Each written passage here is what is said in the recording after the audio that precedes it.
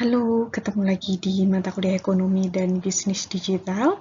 Untuk pertemuan kali ini kita akan membahas tentang revolusi industri 4.0 dan tidak semua ya, nanti jelasnya untuk dijelaskan di sini teman-teman bisa mencari sumber dan referensi yang lain. Ini cuma untuk membantu teman-teman belajar aja. Baik, seperti kita lihat di gambar ini bahwa ternyata revolusi industri itu pernah terjadi 4 kali. Yang pertama, yang kedua, ketiga, dan keempat. Bu Asa nggak akan menjelaskan ini karena ini nanti akan menjadi tugas kasusnya teman-teman yang ada di si pejabat. Mungkin ada yang tahu kira-kira revolusi industri 4.0 itu apa sih? Gitu. Buat saya yakin kalian pasti sudah tahu karena ini adalah bahasan yang ngehits beberapa tahun ke belakang ini, sekitar 5 tahun ke belakang ini. Mungkin ada yang bisa?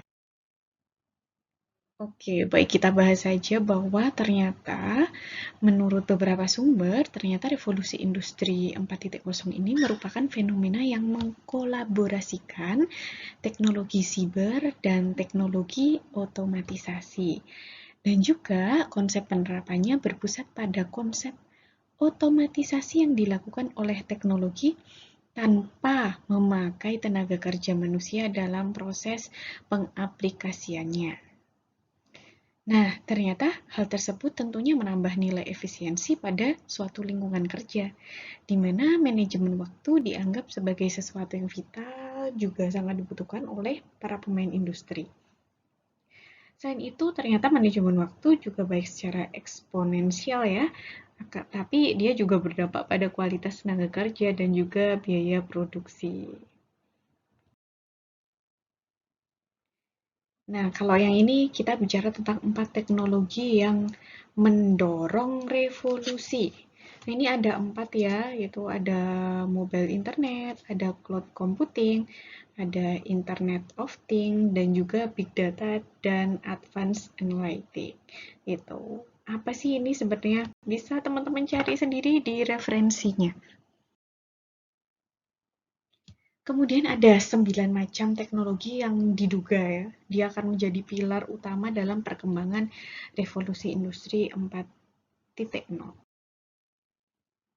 Yang pertama adalah IoT ataupun Internet of Things, yang dimana dia adalah konsep suatu objek yang dimiliki kemampuan untuk mentransfer data melalui jaringan tanpa memerlukan interaksi manusia. Nah, salah satu contohnya adalah kalau teman-teman lihat Iron Man itu ada Jarvis ya, di mana dia bisa mematikan lampu sendiri gitu ketika disuruh. Selanjutnya adalah Big Data. Jadi Big Data itu adalah istilah yang biasanya menggambarkan volume data yang besar ya, baik data terstruktur maupun yang enggak.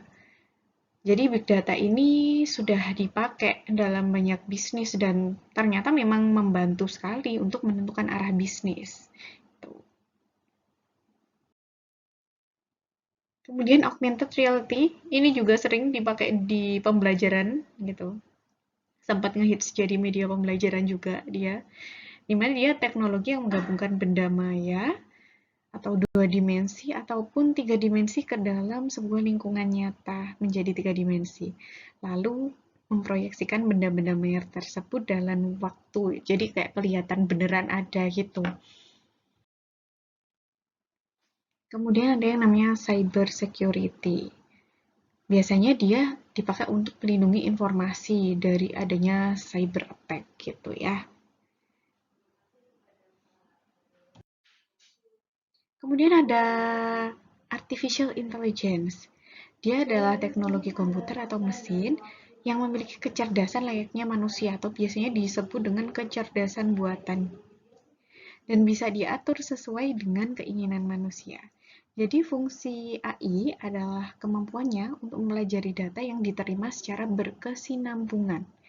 Semakin banyak data yang diterima dan dianalisis, maka semakin baik pula AI dalam membuat prediksi.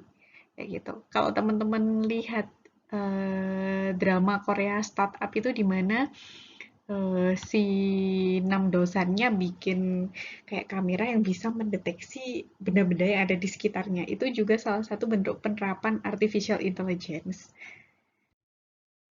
Kemudian additive manufacturing merupakan terobosan baru nih di industri manufaktur yang sering dikenal, yaitu printer 3D. Ini teman-teman banyak sekali bisa cari di YouTube gimana contohnya printer 3 dimensi.